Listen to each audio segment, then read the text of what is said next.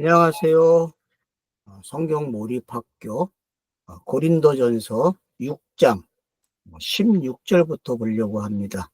원래 우리가 거의 다 봤었는데 그러나 실장과 연결을 해서 6장 16절부터 보는 게 맞다고 생각을 해서 16절부터 시작을 하려고 합니다.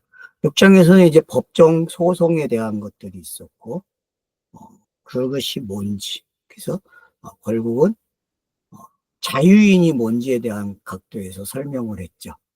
법은 결국 율법이거든요. 율법에 호소하지 말라는 거죠. 특별히 세상 법정에 호소하지 말라. 그러니까 세상이라는 게 율법의 세상을 우리가 연상을 해야 되지. 어떤 지금 헌법재판소니 검사 대법원 이런 거 생각하면 안 돼요, 여러분. 이런 거와 전혀 관계 없습니다. 성경은 구약의 배경을 가지고 성경이 해석돼야 되지.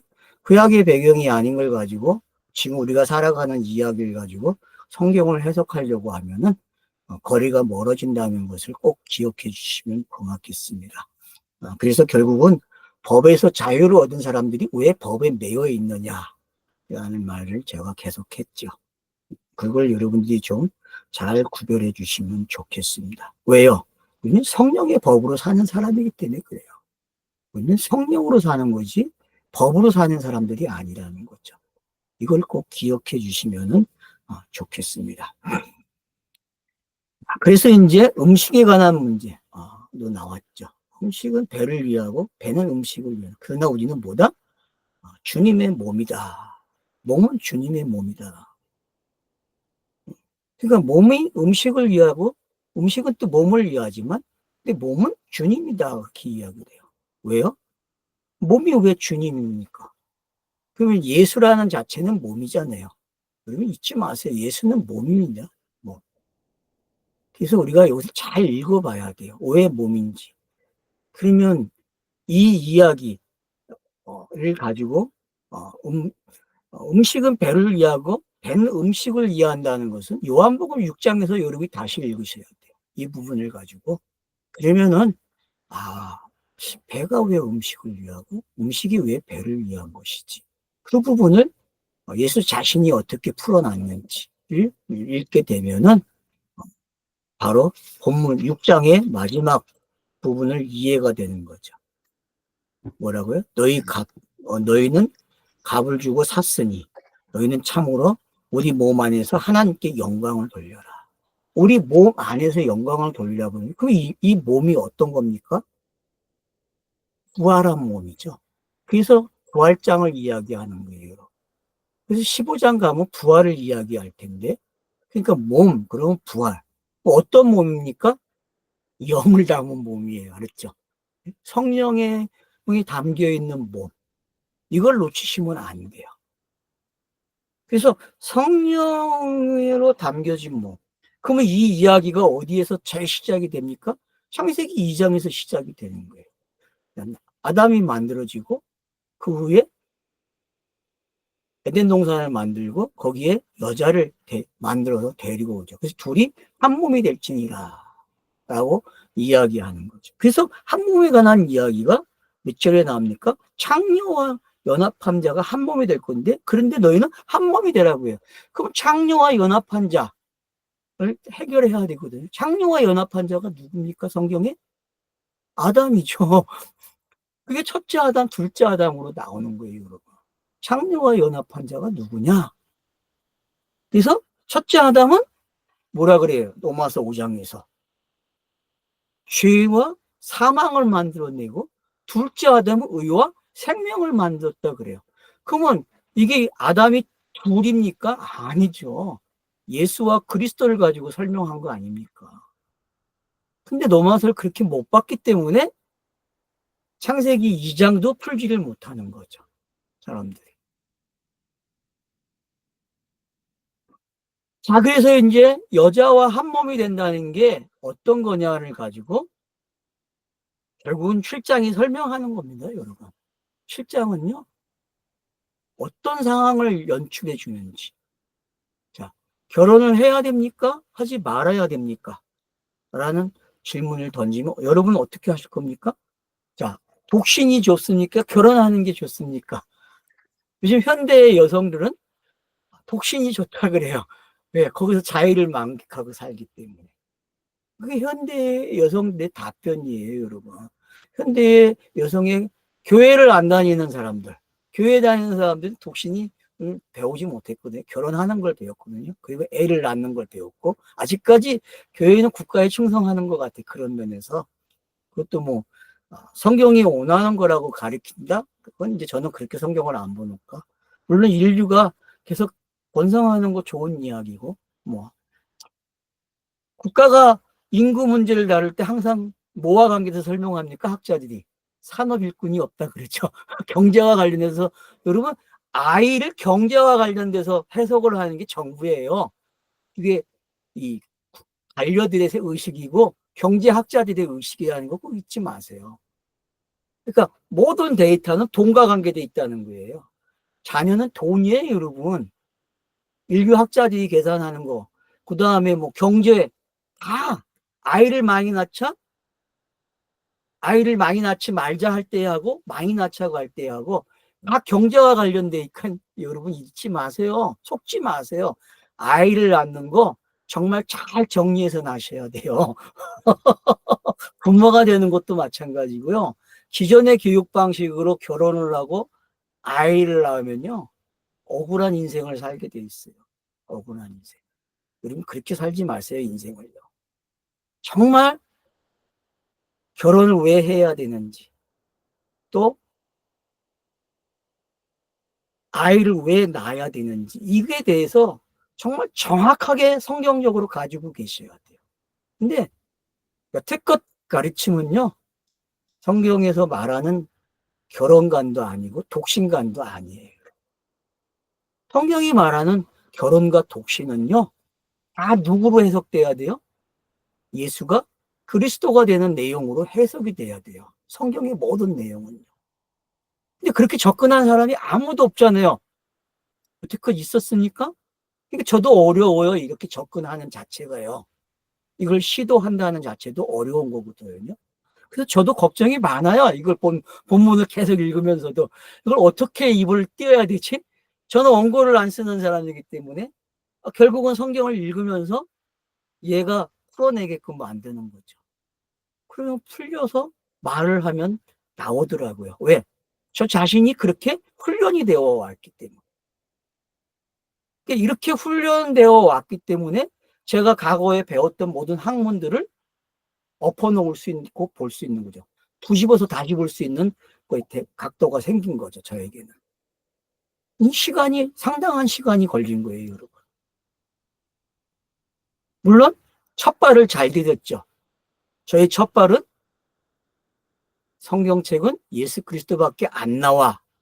이걸 가지고 시작을 했기 때문에 저는 첫 발을 잘 디딘 사람이죠. 그리고 성경을 읽으면은 몰입이 돼서 그날 밤에 어떻게 꿈을 꾸면서 성경을 다시 읽었으니까. 그게 저의 가정이에요. 그게. 그렇게 성경을 읽었기 때문에 지금도 그 힘이 발휘를 하는 거예요. 그 힘이.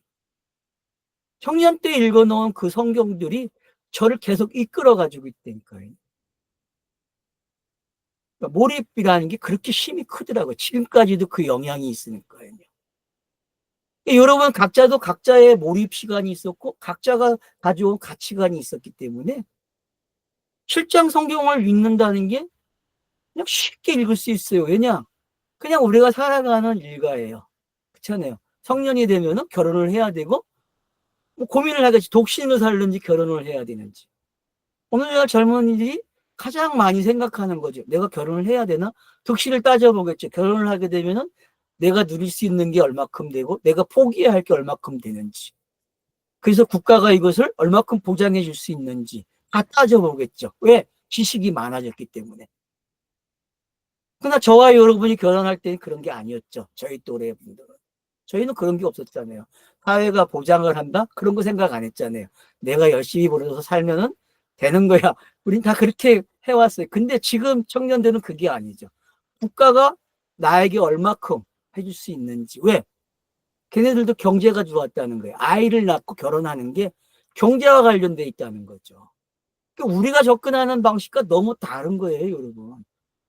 근데 이걸 가지고 교회가 볼따분하게 가르치면 안 된다는 거죠. 이게 성경이야라고 가르치면 안 된다는 거죠.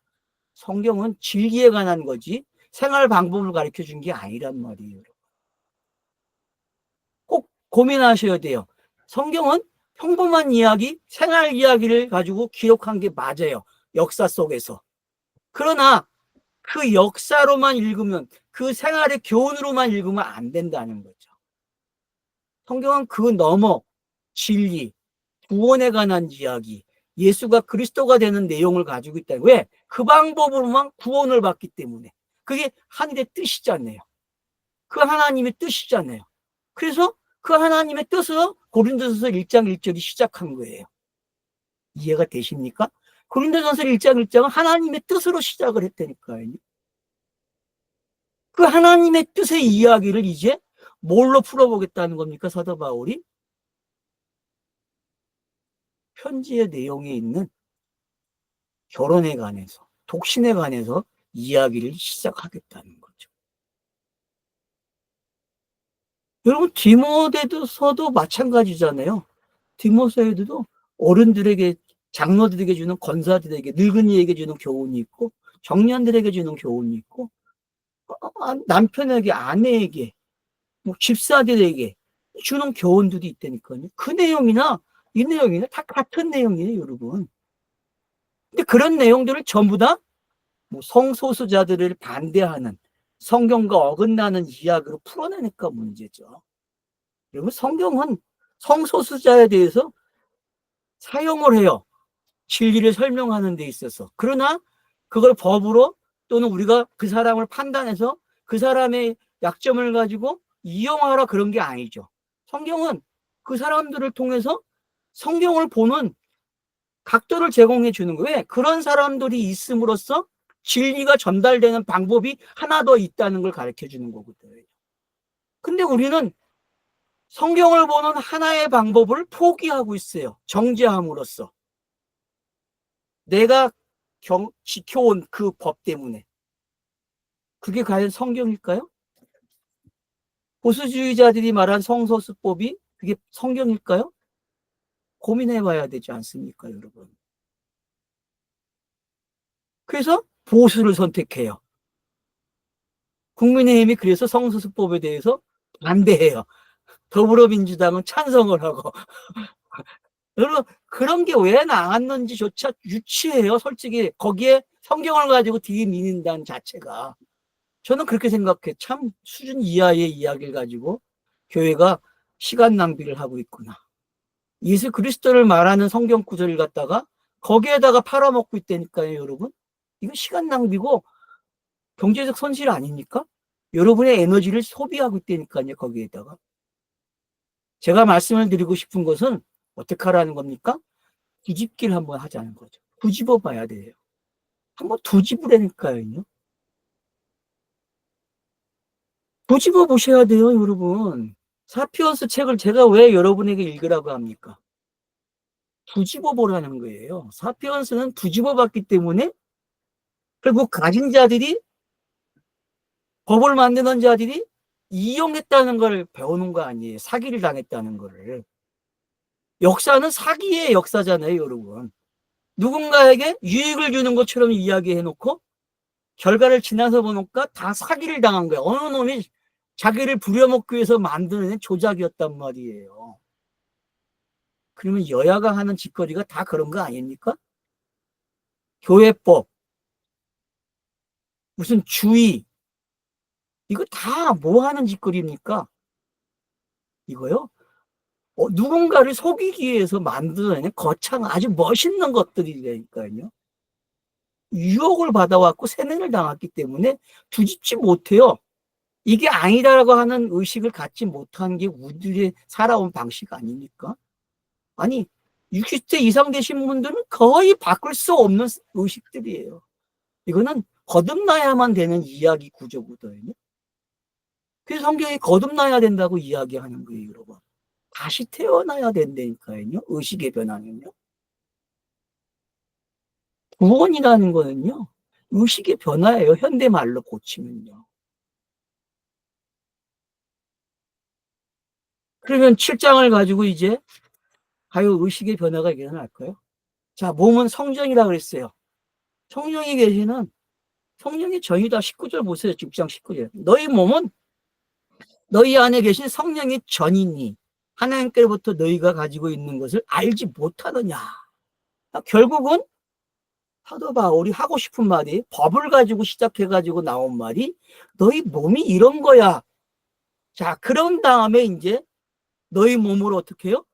자, 너희는 값을 주고 샀으니 너희는 참으로 우리 몸 안에서 하나님께 영광을 돌려라 그래. 우리 몸 안에서 영광을 돌려라 그래. 그러니까 여러분, 우리 몸 안에서 영광을 돌린다는 건 부활을 이야기한 거거든요. 영이 육을 지배하는 걸 뭐라 그래요? 부활체 그러는 거예요. 여러분 이해하십니까? 우리가 배운, 여태껏 교회에서 배운 부활, 그건 성경이 말하지 않아요, 여러분. 어떻게 육이 부활을 합니까? 말도 안 되는 소리 하지 마세요. 영이 육을 지배하는 걸 부활이라 그런다니까, 여러분. 육은 영이 들어가 있어야만이 변화가 일어나는 거예요. 아니, 변화가 아니라 그냥 영이 돼버린다니까요, 여러분. 거듭남은 그런 거예요, 여러분. 거듭남은 뭐예요? 아, 부활이구나. 그래서 우리가 살아가는 동안 육을 가지고 사는 게 어떤 건지를 깨달아야 돼요. 이게 부활체의 모습이에요. 그러니까 현대인들이, 거듭난 사람들이 살아가는 방법이 뭐냐? 바로 부활체로 살아간다니까요, 여러분. 부활체로. 신비 아니에요? 죽어서 천국 가야 갈 수 있는 몸으로만 생각했잖아요. 육신의 부활로. 여러분, 이거 속지 마세요. 이거는 그냥 불교에서나 이미 신화에서 나온 이야기들이잖아요. 성경이 신화 가지고 해석이 됩니까? 안 돼요, 여러분. 이미 천지창조를 가지고 인간들이 신화를 만들어냈다니까요. 성경은 그 배경, 그 철학, 그게 생활의 문화가 됐고, 그것이 그 책으로 엮어지고 하는 모든 과정들을 수용해서 성경은 그 내용을 가지고 다른 이야기 하는 거예요. 다른 이야기. 진리. 왜? 인간들은 그 수준밖에 모르니까요. 다른 수준 가지고 들어오면 알아요? 그러니까 예수라는 몸을 통해서 와가지고 몸을 다 설명하는 거예요. 그걸 우리는 구속이라 하고 속전이라 그러는 거예요. 수고하고 무거운 짐을 졌다라고 이야기하는 거. 그러니까 이런 개념들이, 그러니까 우리는 구속 그러면 피 흘려 죽었어. 나를 내 죄 때문에 죽었어. 그러면 죄가 뭐예요? 여러분, 죄라는 단어를 해석을 달리 해야 된다니까요. 과거에 교회에서 배운 죄 가지고 자범죄가 있고 언죄가 있다 그랬는데, 언죄는 해결됐고 자범죄는 계속 해결해야 된대요. 회개함으로. 이런 도둑놈의 새끼들이 어딨어요. 이게 도둑놈들이에요, 여러분. 언제가 어렵고 자본죄가 어딨습니까? 성경은 계시가 들어옴으로써, 성경이 기록됨으로써, 하나님이 지식이 전달됨으로써 지식 없는 게 드러난 거 아니에요. 그걸 뭐라 그래요? 흰지식이 없는 걸 죄라 그런단 말이에요. 흰지식이 없는. 그래서 흰지식을 주겠다는 거예요. 그래서 고린도서 1장 1절이 하나님의 뜻으로 시작한 게 뭐예요? 흰지식을 주는 내용이에요. 내가 이렇게 너희를 다르게 만들어줄게. 너희가 보는 거 다르게 보게 해줄게. 비유해서 진리를 보게 해줄게. 이런 것들이 하나님의 뜻이란 말이에요. 우리는 비유만 가지고 살아왔잖아요. 보이는 것만 가지고 살아왔잖아요. 그러나 보이지 않는 너머의 세계가 있다는 것을 이미 자연이 증명했어요. 근데 그거 가지고 인간들은 또 다른 걸 만들어내요. 또 다른 신을. 그러지 말라는 거죠. 성경이 준 이유는 그런 짓 그만하고 예수 그리스도를 통해서 진리를 배워라고 가르쳐 준 게 성경 아닙니까? 그거를 부인한다면은 제가 이단이 아니라 그걸 부인하는 사람들이 이단이죠. 아닙니까? 제가 틀린 말을 하는 겁니까? 그래서 저에게 이단이라는 말 쓰지 마세요, 여러분. 여러분은 4단, 5단이 된다니까? 내가 2단이면은. 누가 더 멀리 가 있어요? 제가 멀리 갔습니까, 성경을 해서? 저는 멀리 안 갔어요. 저는 어느 걸 가져도 예수 그리스도라고 이야기하고 있다고요. 신을 자기들이 보호를 해요. 그러면 신을 자기들이 보호할 수 있습니까? 아니, 신이 준 계시를 가지고 신을 보호해, 인간들이. 그래서 하나님이 이런 분이 아니래. 지가 어떻게 영을 안다고 그래요. 신을 어떻게 우리가 보호를 해요? 우리가 학문적으로 신을 증명하고 보호할 수 있습니까? 안 돼요, 여러분. 할 수 없어요. 성경 자체가 그걸 하고 있는 것 뿐이에요. 왜? 하나님 자신이 자신을 변호하고 변증해야 되기 때문에. 그걸 저는 신지식이라고 하는 거예요. 신지식. 그래서 다 하나님이 원하는 방법대로 풀어내야 돼요. 성경의 모든 내용은. 오늘 말하는 결혼, 독신, 가부가 되는 거, 처녀, 이거 다 예수가 그리스도가 되는 내용이라는 것만 알고 계세요. 관계가 복잡하죠. 왜요? 그래서 제가 다중성격, 다중사역을 이야기한 거예요. 예수는 다중인격으로 봐야 되고 다중사역으로 봐야 한다는 게 어떤 건지 깨달아야 된다니까요. 너무 제가 마태복음 강의할 때에 한 말들을 여러분들이 곱씹으셔야 이 고린도전서가 쉽게 읽어져요. 하나의 내용 하나로만 해석하려고 하지 마세요. 복잡합니다. 진리는 땅에서 해석되는 게, 땅에서 증명되는 게 복잡해요. 근데 단순해요. 왜요? 통일성이 있기 때문에.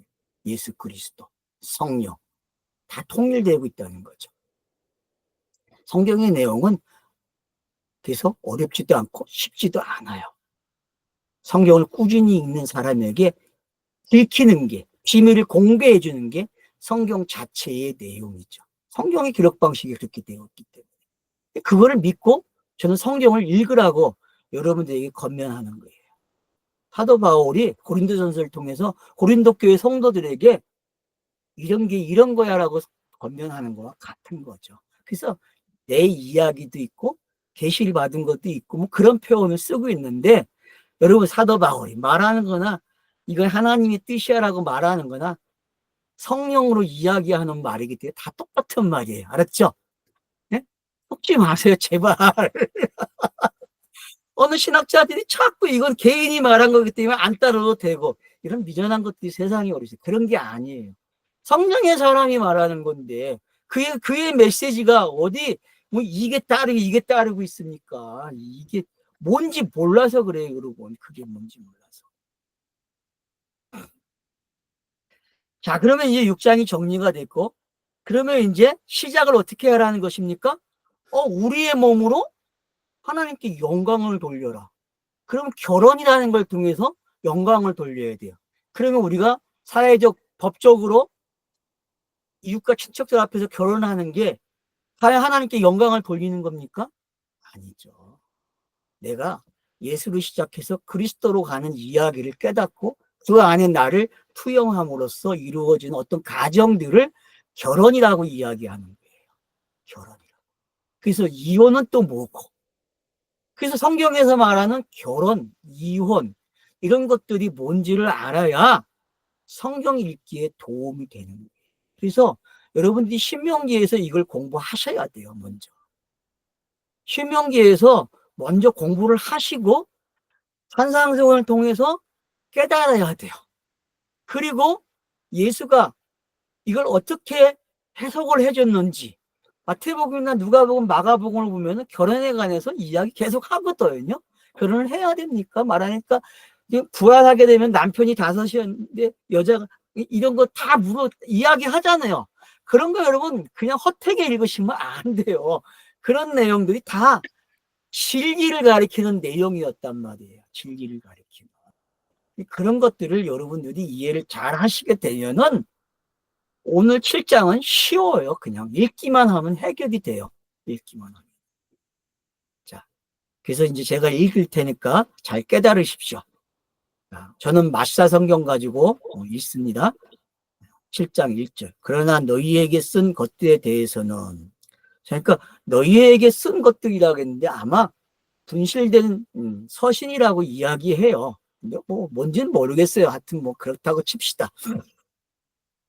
남자가 여자를 접촉하지 않는 것이 좋으나, 이 말은 뭐예요? 남자가 여자를 접촉하지 않는 게 좋대요. 이거 하늘의 관점에서 읽어야 됩니다. 땅의 관점에서 읽지 마세요. 남자가 누굽니까? 그리스도죠, 여러분. 남자는 그리스도예요. 여자는 누굽니까? 여자는 예수. 뭐 이렇게 읽으세요, 그냥. 자, 일단은 그렇게 가세요. 그리고 또 이 땅에는 남자와 여자가 있어요. 왜? 이걸 통해서 예수와 그리스도를 배워야 되기 때문에. 그래서 여러분들이 이런 관계를 설정만 하시면은, 성경을 읽게 되면은 도움을 얻을 수 있다는 거죠. 도움을.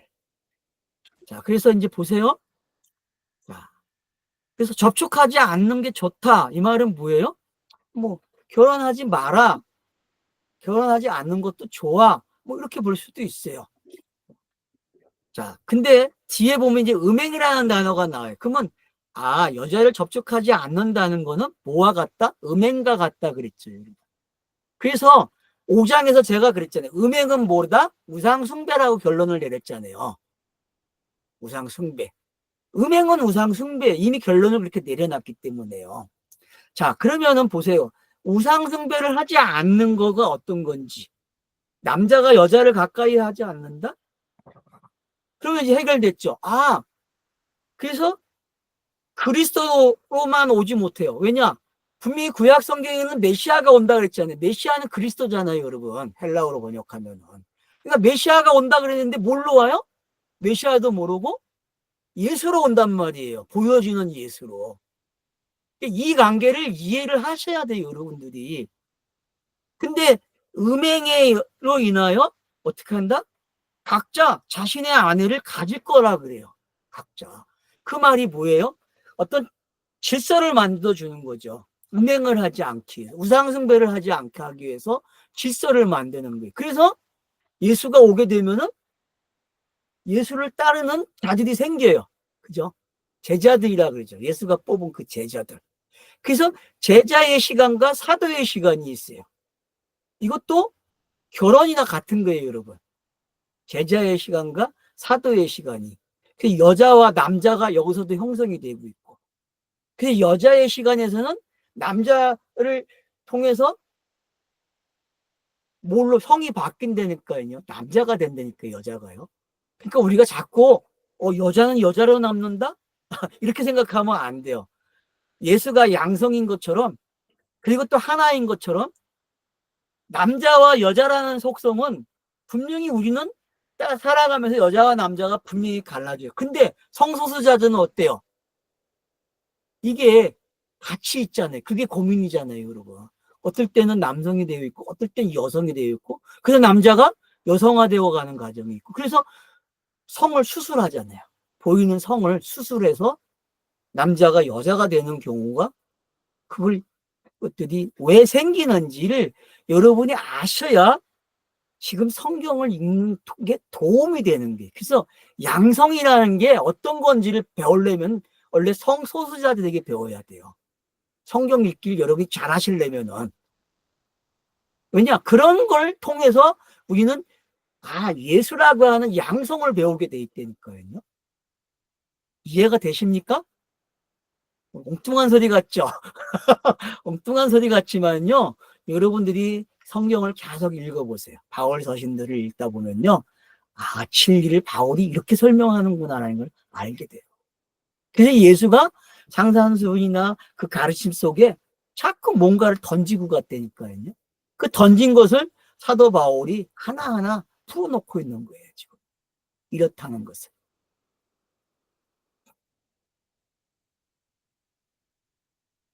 그래서 아내를 둔다는 게 어떤 거고, 자, 음행이나 우상숭배를 하지 않기 위해서는 꼭 남자가, 그래서 그러면은 이 남자가 아내를 갖는다. 결혼을 하는 거잖아요. 한 몸이 되는 거잖아요. 이런 관계가 어떤 건지. 그래서 예수가 그리스도로 오는 게 어떤 건지 여러분들이 잘 이해를 했으면 좋겠어요. 이 부분에서.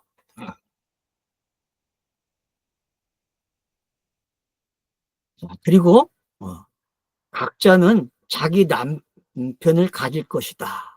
그래서 아내는 남편을 갖고 남자는 아내를 갖고 이런 게 왜 이렇게 성경이 이렇게 기록을 해주고 있는지. 그래서 남자가 아내를 갖는 경우와 아내가 남편을 갖는 경우를 여러분들이 성경을 읽으면서 체크를 하면 좋아요. 특별히 신명기에서부터 한번 적어 갖고 와보세요. 그리고 신명기가 끝나고 마태복음에 와가지고 이런 것들을 검사를 한번 해보세요. 그러면은 성경 읽는데 도움이 되실 거예요. 그리고 바울 서신서들을 한번 검색해 보세요. 결혼에 대해서. 그러면은 좀 풀리는 게 있을 거예요. 그러면서 훅 뒤에 가서 던지는 말들이 있어요. 오늘 본문처럼 본문에 그러면 할례라는 게 나오거든요. 무단하게 할례가 나와버려요. 할례 전과 할례 후의 모습이 뭐가 다른지를, 그래서 결혼하는 거와 결혼하지 않은 거, 이혼한 거와 이혼하지 않은 거, 이런 걸 할례를 가지고도 여러분이 생각할 수 있어야 돼요. 할례가 도대체 뭐길래 결혼과 관계돼서, 독신과 관계돼서 왜 설명이 되고 있지? 생각해야 된다는 거죠. 할례를 여러분이 공부하시려면 로마서 2장 끝부분도 공부를 하셔야 돼요. 그리고 창세기 몇 장 가야 돼요? 창세기 17장 가야죠. 할례를 제정하는 장에. 그리고 할례 사건으로 한 족속을 멸절시켰죠. 그죠? 누벤과 네이가, 누벤하고 누구죠? 누벤이 아니죠. 시몬과 네이. 시몬과 네이가 가서 몰살시키잖아요, 여러분. 창세기 몇 장에 나와요? 34장이 나오죠. 여러분, 이런 것까지 다 생각을 해보세요. 왜? 거기에도 결혼이 나오고 있거든요. 그런 이야기가. 그러니까 그런 결혼 이야기들이 여러분 그냥 나오는 게 아니라는 걸 참고하셔야 돼요. 그런 결혼 이야기들이. 그래서 아브라함도 할례를 받기 전에 이스마엘이 태어나고 할례를 받고 나서 누가 태어나? 이삭이 태어나는 거. 이게 어떻게 다른지. 그리고 할례를 받기 전에 이스마엘이 하갈을 통해서 태어나는 게 어떤 거고, 불임이었던 여자가 아이를 낳는 게 어떤 거지. 그러니까 이런 것들이 여러분 창세기 안에 다 들어있어요. 그걸 깨닫고 오시면은 이 7장의 이야기가 좀 더 쉬워집니다, 여러분. 물론 창세기의 이야기도 우리가 살아가는 이야기이기 때문에 그냥 그렇게 읽어버리면 할 수 없어요. 제가 어떻게 도움을 못 드려요.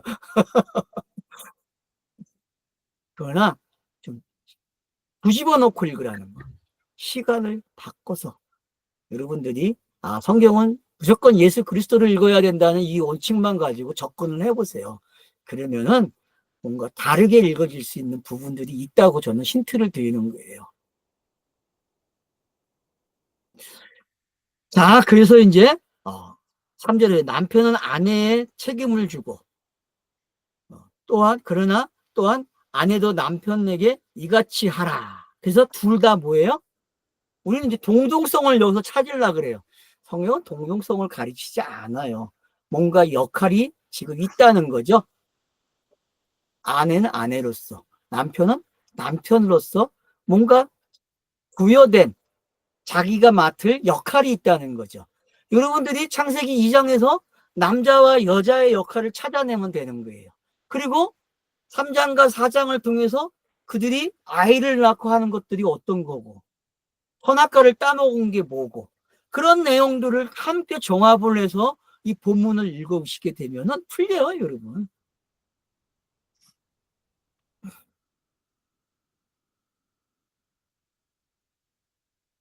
그러니까 책임에 관해서 어떤 것을 이야기할 때에, 그러니까 여러분 4절 보세요. 아내도 자신의 몸을 지배하지 못하며 남편도 이같이 할 것이니 또한 남편도 자신의 몸을 지배하지 못하고 아내가 할 것이다. 이 부분을 창세기 3장에서 푸셔야 돼요, 여러분. 이 부분을. 이 부분이 창세기 2장과 3장, 4장까지를 읽으시면서 풀어내 보세요. 이 문제를. 그럼 풀립니다, 여러분. 이게 뭔지.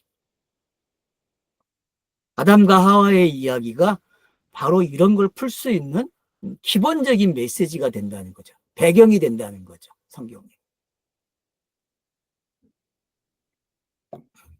요한계시록은 신랑과 신부에 관한 이야기가 많아요, 여러분. 그런가 하면 비유 속에서도 결혼에 대한 비유가 많잖아요. 달란트 비유도 그렇고. 그러니까 여러분 잘 찾아보세요. 읽을 게 참 많아요. 자, 서로 억제하지는 말고 단지 서로 억제하지 말고 단지 기도에 전념하기 위해서 때를 위하여 동의하는 경우 어떻게 하라고요? 예, 하고 뭐를요? 서로 억제하지 말고 단지 기도에 전념하기 위해서 때를 위하여 동의하는 경우에 하고 또다시 사탄의 너희에게 자제함을 인하여 너희를 시험하지 않도록 하라 그래요. 그리고 이런 구절들은 창세기 3장하고 딱 연결되어 있다는 것만 아시면 돼요. 3장, 4장만 여러분들이 잘 읽어내시면요. 이 부분이 뭔지 알게 돼요. 그래서 제가 그랬죠. 사탄이 나쁘게 보면 안 된다는 거. 사탄도 조역자라는 거. 하나님의 뜻을 이루는 뭐다? 조역자라는 사실로 읽어야 돼요. 그래서 거기에 뱀이 사탄이 등장하고 있는 게 어떤 건지 아시면 돼요. 뱀의 역할이 뭔지. 뱀이 여자에게 왜 선악과의 열매를 따먹게 하는지. 왜 에덴 동산에 생명나무와 선악과가 있었는데 왜 선악과를 따먹게 하는지. 선악과를 따먹는 게 뭔지. 그리고 선악과를 왜 남편에게 주는지. 남편은 이유도 묻지 않고 그것을 또 왜 받아먹는지. 이런 절차가 바로 성경에 하나님의 뜻이 전달되는 관계를 설명한 거란 말이에요. 그러니까 부부는 바로 이 일을 땅에서 만들어낸다니까요, 여러분. 부부는. 이 부부의 생활은 결국은 진리가 설명되는 가장 좋은 장소예요. 그러니까 한 가정을 만들었다는 것은 그 가정 안에 성경을 읽는 방법이 들어있다는 거예요. 무슨 얘기인지 알겠습니까? 한 가정이 집을 꾸미고 그 안에 부부가 살고 아이가 태어나는 거는요. 성경의 66권의 이야기가 그 안에 그대로 담긴 이야기예요. 거기서 벗어나는 게 우상 숭배가 되고 그래요. 그러니까 그 안으로 집어넣는 게 어떤 가정이 일어나는지 그 안에 집어넣기 위해서 한 가정을 만들기 위해서 왜 예수가 필요하고 그 가정이 왜 그리스도로 살아가게 되는지. 그래서 우리는 지금 현재의 모습이 한 가정이 꾸며진 안에서 형제로서 그리스도 안에서 살아가는. 그래서 우리가 6장 20절에 보면 뭐래요? 너희는 참으로 우리 몸 안에서 그래요. 우리 몸 안에서. 우리 몸 안에서 하나님께 영광을 돌려라 그러거든요. 그게 바로 형제잖아요, 여러분. 형제 안에서 영광을 돌리는 거고요. 그게 가정의 이야기잖아요. 부부의 이야기고 아이가 태어나고 그런 모든 모습들. 그래서 제가 가정의 집이 뭐라 그랬어요? 성전이고 교회라 그랬잖아요. 그 안에서 살아가는 이야기를 여러분들이 여러분이 소설을 한번 써보라니까요, 스스로가. 그리고 누구에게 말하지 말아요. 그 소설 쓴 거 혼자 웃고 끝내세요. 확인되고 곱씹고 그러다가 이게 이렇구나라는 게 증명이 되면은 그때 말을 하기 시작하셔야 돼요. 먼저 말하면 안 돼요. 사람들이 막 구박해요. 그러니까 공격해 오니까 혼자 울거먹을 건 혼자 울거먹으세요. 혼자. 그러다 보면은 진짜 우리 집이 이런 거구나 하는 걸. 그래서 예수가 왜 이 땅에 와서 이렇게 했는지, 그리고 그가 왜 결혼을 해야 되고 그가 왜 아들을 낳아야 되고, 그런 모든 과정을 성경은 구원의 서정이라고 그러잖아요. 구원의 서정이 하나님의 뜻의 구원의 서정은 그런 거예요, 여러분. 그렇기 때문에 예수를 알아야 그리스도를 배움으로써 자신이 그리스도라는 걸 배우게 되는 거예요. 내가 영이 됐다는 건 그리스도가 된 거 아니에요. 기름 부음 받은 자가 된 거 아닙니까? 성령에 충만한 자. 그게 이 땅에서 살아가는 내용이잖아요. 그래서 결혼 이야기는요. 그래서 여기 보세요. 서로 억제하지는 말고 단지 기도에 전념하기 위해서. 그럼 뭘 억제하지 말라는 겁니까, 여러분? 서로 억제하지 말래요. 뭐에 대해서? 애정 표현하는 거, 성생활. 뭐 그런 거죠. 우리가 쉽게 생각하면은. 근데 여기서 기도하는 데에는 어떻게 하라고 했어요? 서로 합의가 되면 별거해도 괜찮다 그래요. 그러면 뭐지? 진리를 깨닫는 이야기잖아요, 여러분. 성생활은요, 진리를 깨닫는 이야기예요. 근데 기도를 하게 되면 어때요? 진리를 깨닫는데 더 가까워지잖아요. 그죠? 하나님의 뜻을 알아가야 하는데 지름길은 기도잖아요. 그래서 차소가 계속 넘겨주는 게 기도라고 했잖아요. 기도는 차소를 계속 넘겨주는 거예요. 부부의 성생활도 차소를 넘겨주는 이야기가 돼야 돼요. 여러분의 성생활, 거룩하고 진리를 깨닫는 이야기라는 걸 깨달아야 돼요.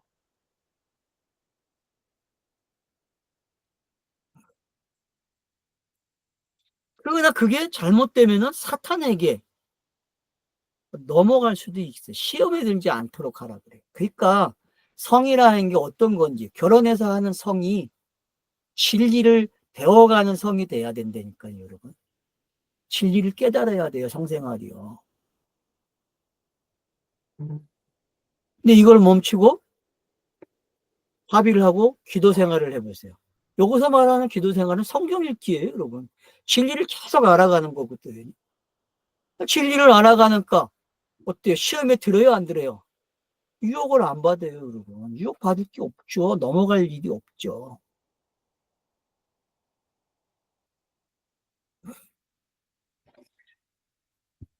6절. 그러나 내가 이것을 말하니 양해에 따라 말하는 것이고 명령으로가 아니다.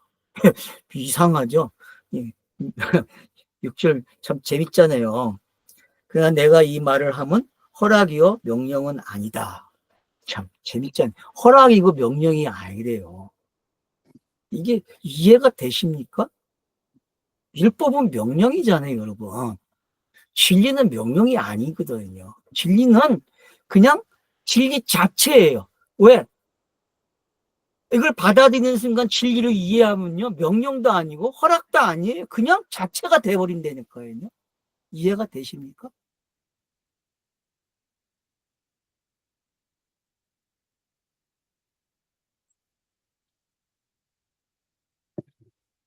그래서 명령도 아니고 양해도 아니라 그래요. 그러나 나는 모든 사람들이 내 자신같이 되기를 원한다. 사도 바울이 된 형태가 뭡니까? 그럼 독신입니까? 결혼하지 않는 겁니까? 사도 바울이 결혼했는지 안 했는지 여러분 이런 구절 가지고 상상하지 마세요. 예? 제발 유치하게 예? 결혼했는지 안 했는지 여러분 알 필요도 없어요. 알 필요도 없다고. 그런데 성경은 관심 없어요. 한지 사도 바울이 지금 자기가 뭐가 된 상태를 이야기하는 거예요. 자유를 얻었다는 걸 설명하는 거예요. 자유. 난 자유자야. 나는. 나는 여기에 있던 자유자야. 이걸 깨달아야 돼요. 6장 12절을 한 번 더 읽어드릴게요. 이 모든 것들이 내게 허용되지만 모든 것들이 유익한 것이 아니다. 모든 것이 내게 허용되지만 그러나 나는 어떤 것에 의해서도 지배당하지 않을 것이다. 이걸 깨달으면요. 이런 게 뭔지 알게 되는 거예요. 자유가 뭔지. 내가 영이 된 게 자유라고 했잖아요. 영이 된 게. 내가 그리스도가 된 게 자유잖아요. 근데 왜 자꾸 아래 것에 속박을 당하려고 그래요? 사도 바울은 그 이야기를 지금 자기가 된 것처럼 자기가 나를 본받으라고 하는 거예요. 근데 사람들이 문자 그대로 해석하는 독신을 이야기하네 이렇게 읽어요. 결혼 안 하는 게 나은 건가? 이렇게 배운다는 거 아니에요. 그래서 이것 때문에 여전도사님들이 결혼 안 하는 사람들이 많아요. 이 본문 때문에. 교회에 지금 열심히 신앙생활에 오신 여전도사님들 독신들이 많거든요. 이 본문 때문에. 그래서 결혼 생활을 안 해요. 천주교도 아마 이걸 영향받아서 안 할 거예요, 아마. 유익되게 하기 위해서. 과연 그런 이야기일까요? 제가 앞에서도 이야기했지만 이 이야기는 그런 유치한 얘기 해석을 하면 안 돼요, 여러분.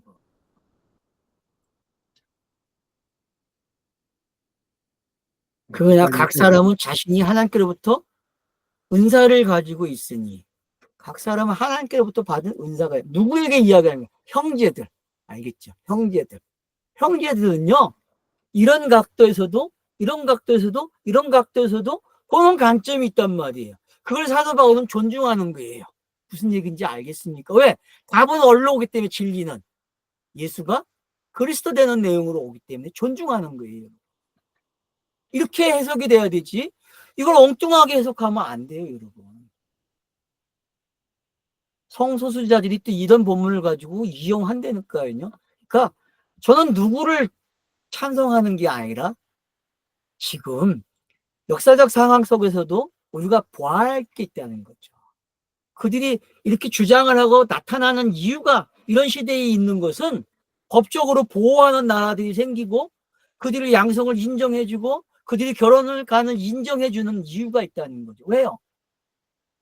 하나님이 주신 진리를 설명하는 방법이 그들 안에 있다는 거예요. 그들 안에.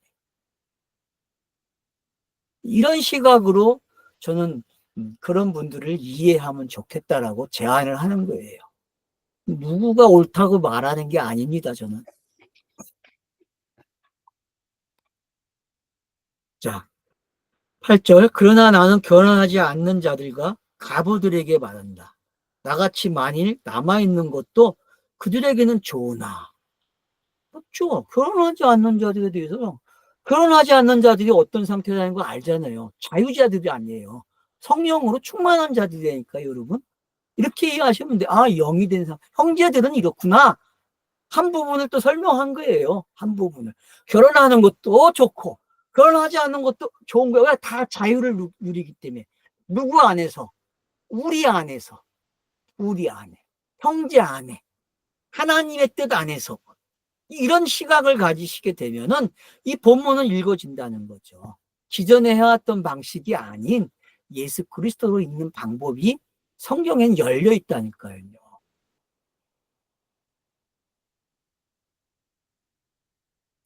그러나 만일 그들이 자제하지 않으면 그들로 결혼하게 하라. 이는 결혼하는 것이 불타는 것보다 낫다.